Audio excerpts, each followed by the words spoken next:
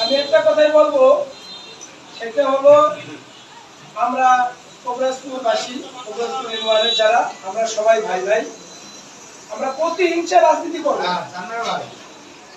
আমরা প্রতি ইঞ্চে রাজনীতি করবো না, আমাদের খেয়াল থাকবে ভালো দিক, ভালো কোন দিক আছে ওদিকে আমরা যাওয়ার চেষ্টা করি, খারাপটা আমরা প্রতিহত করব।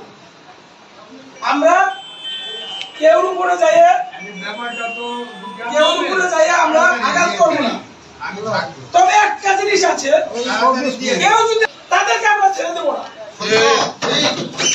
আমাদের একটা কথা হলো যে আমরা সবাই ভাই ভাই, আমরা সবাই কাঁধে কাঁধ মিলিয়ে কিভাবে আমাদের কমিটি বড় করা যায়, কিভাবে আমাদের কমিটি পরিচালনা করা যায়, কিভাবে আমরা আমাদের আমরা ভোটে জয়লাভ করে আমরা ইনশাআল্লাহ